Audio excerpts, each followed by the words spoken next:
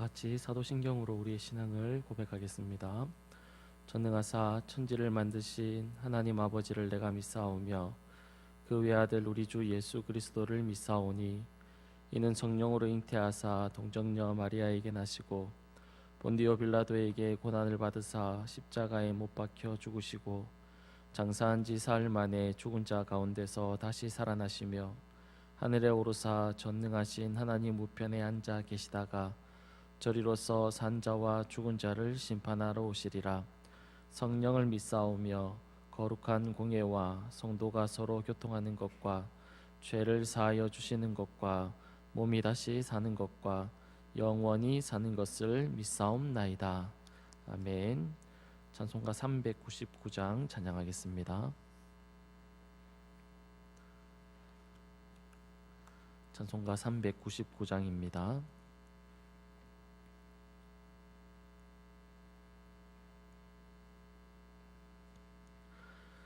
찬송가 399장입니다. 어린 양들아 두려워 말아라. 주님 우리와 함께 하신다. 하늘과 땅의 모든 권세로 그 양떼들을 항상 지키신다. 오직 믿음으로 두려움 없으리. 오직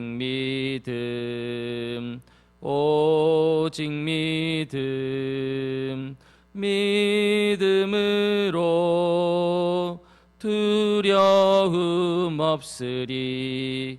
오직 믿음. 어린 양들아 두려워 말아라. 주가 내 갈 길 인도하신다. 마라의 쓴물 달게 하신 주, 그 동산에서 피땀 흘리셨네. 오직 믿음으로 두려움 없으리. 오직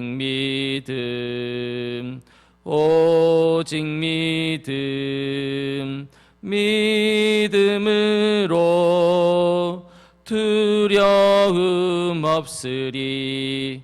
오직 믿음.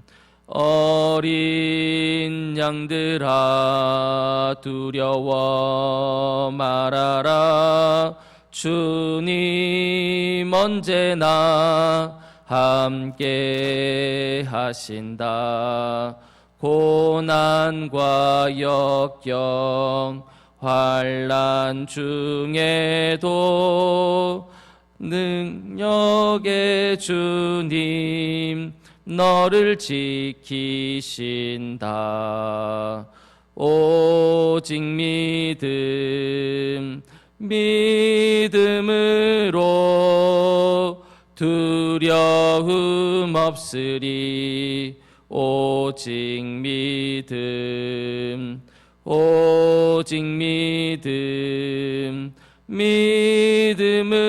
믿음으로 두려움 없으리. 오직 믿음. 아멘. 하나님의 말씀 보겠습니다. 하나님의 말씀은 출애굽기 18장 13절에서 22절 말씀입니다.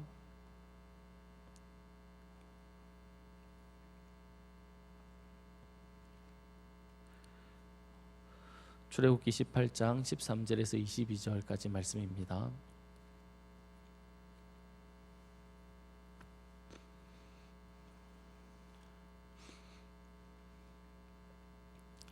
출애굽기 18장 13절에서 22절까지 말씀입니다. 다 찾으신 줄 알고 한 절씩 교독하겠습니다. 마지막 절은 같이 읽겠습니다. 제가 먼저 읽어드립니다. 이튿날 모세가 백성을 재판하느라고 앉아 있고 백성은 아침부터 저녁까지 모세 곁에 서 있는지라.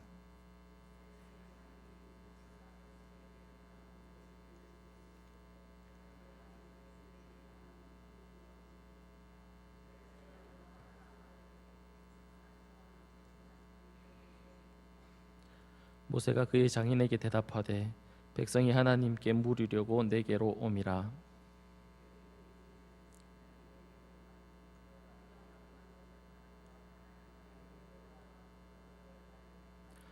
모세의 장인이 그에게 이르되 내가 하는 것이 옳지 못하도다.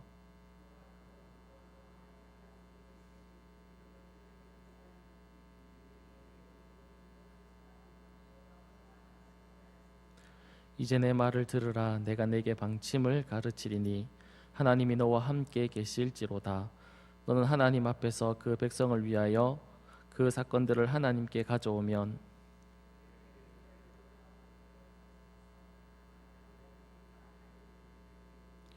너는 또 온 백성 가운데서 능력 있는 사람 곧 하나님을 두려워하며 진실하며 불의한 이익을 미워하는 자를 살펴서 백성 위에 세워 천부장과 백부장과 50부장과 10부장을 삼아 그들이 때를 따라 백성을 재판하게 하라. 큰 일은 모두 내게 가져갈 것이요 작은 일은 모두 그들이 스스로 재판할 것이니 그리하면 그들이 너와 함께 담당할 것인즉 일이 내게 쉬우니라. 아멘. 오늘은 우리가 읽은 본문의 말씀을 가지고 이스라엘의 상황과 이들의 조언이라는 제목으로 말씀을 나누도록 하겠습니다. 오늘 우리가 13절부터 22절까지 말씀을 이렇게 살펴보았지만 18장 마지막 절인 27절까지 이렇게 살펴보도록 하겠습니다. 모세가 지금 광야에서 인도하는 이스라엘의 백성의 수는 대략 200만에서 많게 보는 분들은 300만까지 이렇게 보시는 분들이 있습니다. 이런 많은 사람의 수를 모세가 지금 인도해 가고 있는 것입니다. 그리고 지금 모세가 인도하고 있는 이들은 다름 아니라 누구냐면 하나님께서 친히 나의 백성이다라고 말한 그런 하나님의 백성들입니다. 다른 말로 주님을 믿지 않는 그런 사람들이 아니라 주님을 믿는 하나님의 백성들이었다라는 사실입니다. 그리고 그들은 매일같이 구름 기둥과 불 기둥 그리고 하늘에서 내리는 만나 같은 것으로 하나님의 손길을 경험하고 있고 하나님의 인도하심을 체험하고 있는 그런 백성들이었습니다. 비록 그들이 지금 가고 있는 길이 광야라는 그들의 상황을 좀 생각해 보면 쉽지 않은 그런 길이라고 예상되지만 그래도 그들은 늘 하나님을 경험하면서 살아계신 하나님을 체험하면서 살아가는 그런 사람들이었습니다. 우리도 이런 삶을 기대하고 또 소망하면서 살아가고 있지 않습니까? 날마다 나의 삶 가운데 하나님을 경험하고 싶고 하나님을 체험하고 싶은 그런 것이 우리의 소망이고 기대이지 않습니까? 이스라엘 백성들처럼 하나님을 경험하고 하나님을 체험하면서 그렇게 살아간다면 여러분들의 기분이 어떻겠습니까? 그리고 또한 여러분들은 어떤 삶을 살아갈 것이라고 예상이 되어지십니까? 우리가 하나님을 경험하고 하나님을 체험하면서 매일 살아가면 얼마나 기쁘겠습니까? 또 얼마나 우리의 삶 가운데 감사가 있겠고 또 얼마나 행복한 삶을 우리가 살아갈 수 있겠습니까?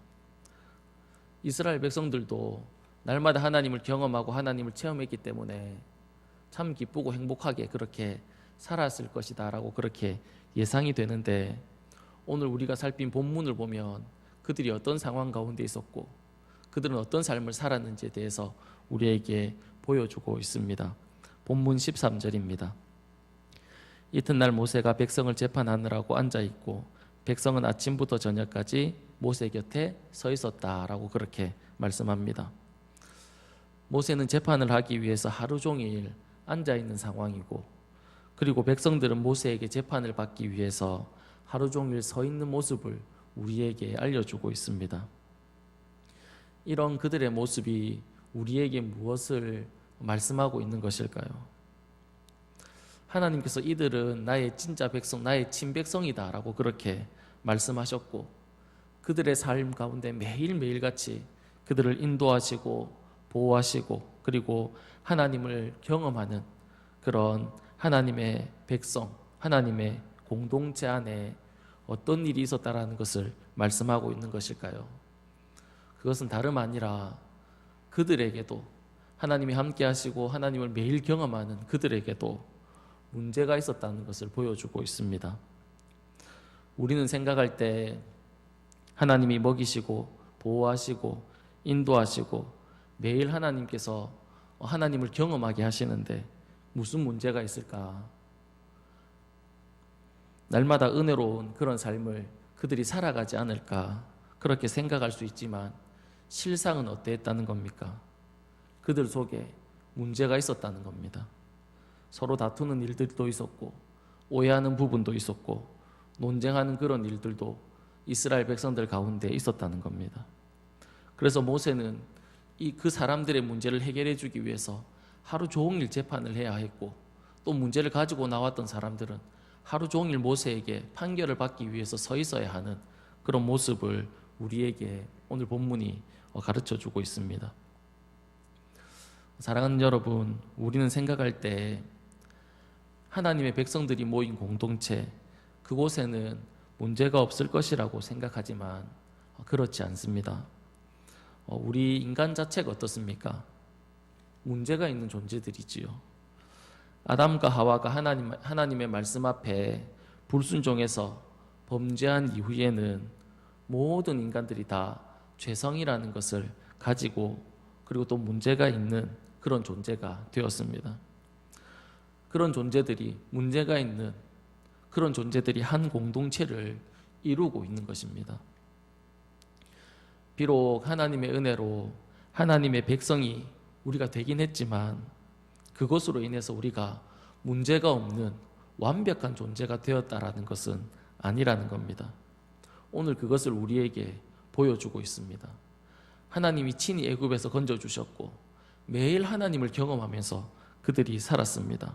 그러나 어떻습니까? 문제가 있었다는 겁니다. 그것을 우리에게 보여주고 있습니다. 그러기에 사람들이 모여있는 그런 곳은 어디든지 간에 문제가 없는 곳이 없습니다. 교회도 마찬가지지요. 교회 공동체도 마찬가지입니다. 간혹 성도님들 중에 문제가 없는 교회, 그런 교회를 기대하고 또 찾아다니시는 분들이 있습니다. 시끄럽지 않은 교회를, 그런데 나 가고 싶다고 그런 교회를 찾는 그런 분들이 있습니다. 그래서 이 교회 저 교회를 이렇게 다니시는 분들을 볼 때가 있습니다. 이 세상에 완벽한 교회는 없습니다. 어느 교회나 다 그 속을 들여다보면 문제가 있고 시끄러움이 있습니다. 초대교회도 마찬가지입니다. 우리가 초대교회를 얼마나 꿈꾸고 소망합니까? 그래서 우리가 초대교회로 돌아가자라는 그런 슬로건을 내걸 때도 있지 않습니까? 그런 초대교회도 마찬가지입니다.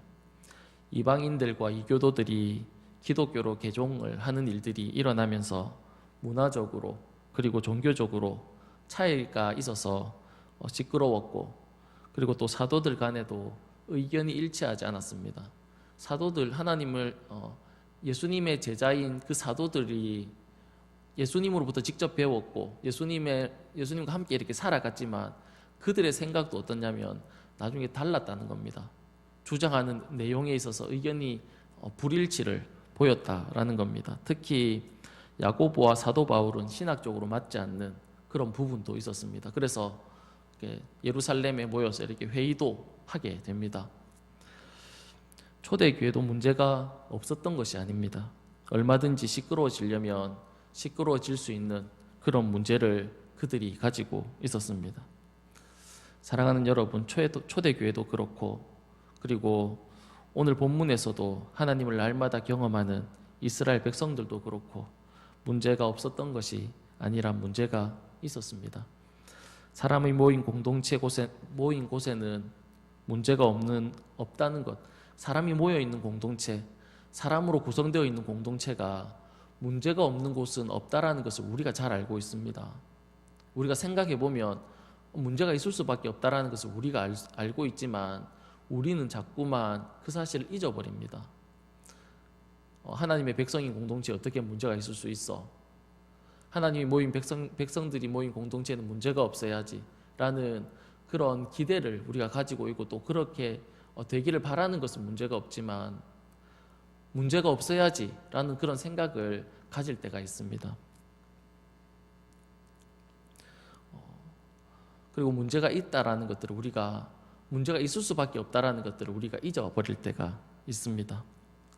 사랑하는 여러분, 그러면 사람이 모여있는 공동체고 하나님의 백성이지만 문제가 있습니다. 그럼 우리는 어떻게 해야 할까요? 시편 122편 6절에 보면 이렇게 말씀합니다. 예루살렘을 위하여 평안을 구하라.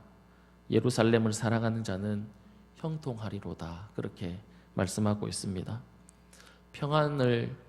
평안하기 위해서 무엇을 하라고 말씀하고 있습니까?